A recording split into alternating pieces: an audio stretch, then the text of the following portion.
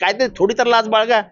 आठ लावली आहे त्या गाभाऱ्याची. ठीक आहे, वडाच्या पेरंब्या ज्या 400 500 वर्ष जुने असतात त्यांना कापण्याचा अधिकार कोणाच्या बापाने यांना दिला होता? वाटोळं झालं देवळाचं. वाईट अवस्था करून टाकली आहे. गाभाऱ्याच्या ऐतिहासिक ज्या वास्तू आहेत, ऐतिहासिक आहे सगळं, ते सगळं तोडण्याचं काम केलेलं आहे. आमच्या एकाही कार्यकर्त्यांनी कोणालाही हात लावलेला नाही. गाडी अडवली तर काय मोठं, हे तर आम्हाला सवयच असते गाड्या अडवण्याची.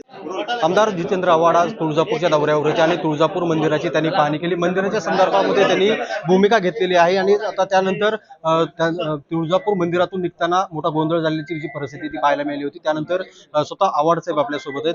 आव्हाड साहेब, आज तुळजापूर मंदिराची पाहणी केली, येताना आपण बघितलं मोठा गोंधळ झाला पूर्ण महाराष्ट्रात. नाही हो, 15 जण ओरडले तर कसला मोठा गोंधळ, कसला मोठा गोंधळ. तुम्ही पण एवढं राईचं पर्वत करून टाकता. तुमची गाडी आली, मग ते काय गाडी अडवली तर काय मोठं, हे तर आम्हाला सवयच असते गाड्या अडवण्याची. गाड्या पण कोणी झटापट झाले नाही, त्यांना बाजूला केलं कार्यकर्त्यांनी. आमच्या एकाही कार्यकर्त्यांनी कोणालाही हात लावलेला नाही.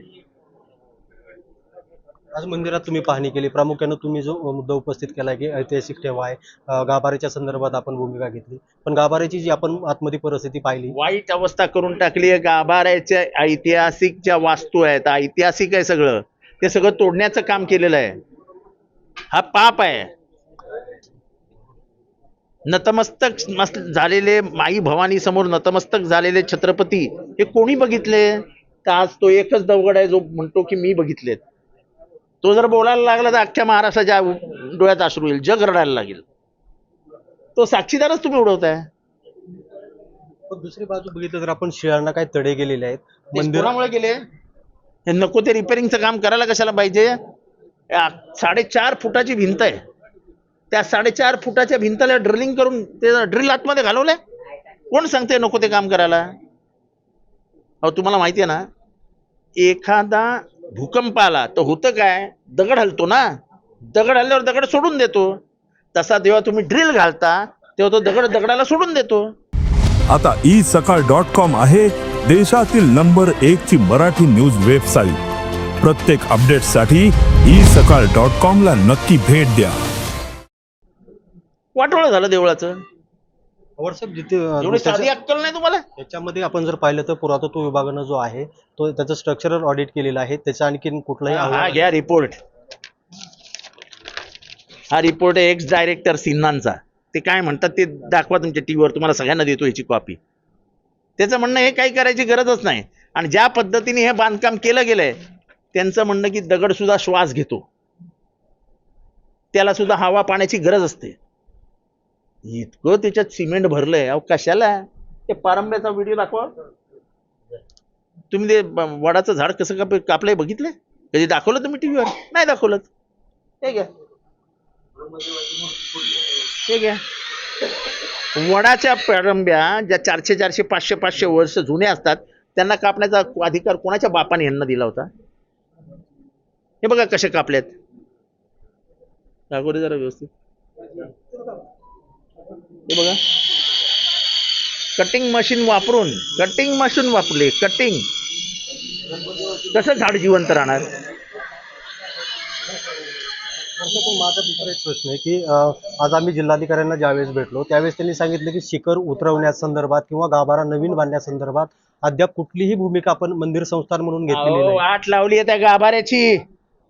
जाऊन तुम्ही स्वतः जर आतमध्ये जाऊन बघा, गाभाऱ्याच्या बाजूचा मंडप, त्या मंडपाला असलेले खांब, त्याला छिन्नी हातोडे मारून तो तोडून टाकलेला आहे.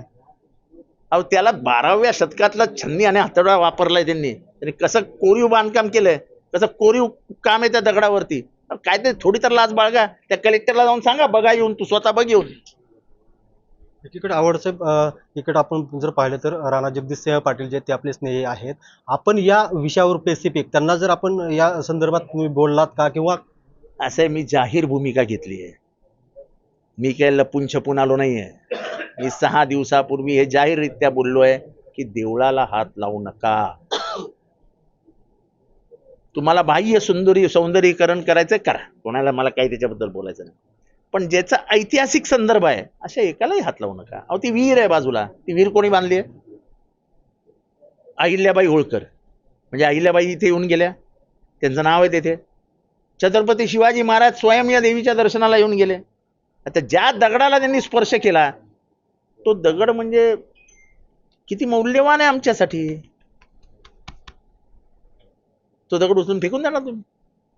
असं नाही होत.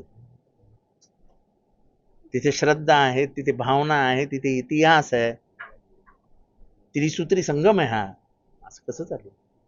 भाजपच्या कार्यकर्त्यांनी ज्यावेळेस तुम्हाला तिथं अडवण्याचा प्रयत्न केला, गोंधळ जो तिथं झालेला पाहायला मिळाला, तो पूर्वनियोजित होता असला आपण म्हणतो. पूर्वनियोजित होता का नव्हता माहित नाही मला, पण ड्रग्स मधले पकडलेले लोक माझ्या गाडीसमोर येऊन बसतात. आई भवानीला काय या ड्रग्सवाल्यांनी विळखा घातलाय की काय नाही हेच मला समजत नाही. सगळे राणा जगदीशसिंह पाटलांचे कार्यकर्ते. मला माहित नाही कोणाचे कार्यकर्ते असावेत, कोणी कोणाचाही कार्यकर्ता व्हावं, मला काय त्याच्याशी करायचंय. मी आलो, माझं काम केलं, मी निघालो. आवडसाहेब, पुढची भूमिका काय असणार आहे? माझी भूमिका स्पष्ट केलेली आहे की मी उभ्या महाराष्ट्रात जाईन, भाविकांना आवाहन करणार, मंदिर कोणाचं नाहीये, मंदिराला हात लावू नका, बाकी तुम्हाला जे करायचं ते करा. की आपण जर पाहिलं तर आवडसाहेब यांनी जी आहे ती भूमिका एकदम आक्रमक घेतलेली आहे आणि त्यामध्ये जर आपण पाहिलं तर कुठल्याही परिस्थितीमध्ये मंदिराला हात लावू देणार नाही अशी भूमिका जी आहे ती जितेंद्र आव्हाड यांनी घेतली. बालाजी सुरवसे, साम टीव्ही, तुळजापूर. देश विदेशातील प्रत्येक घडामोडींचे लाईव्ह अपडेट मिळवण्यासाठी आता साम टीव्हीच्या सर्व सोशल मीडिया प्लॅटफॉर्मला लाईक, फॉलो आणि सबस्क्राईब करा. तसंच सर्व नोटिफिकेशनसाठी बेल आयकॉन प्रेस करायला विसरू नका.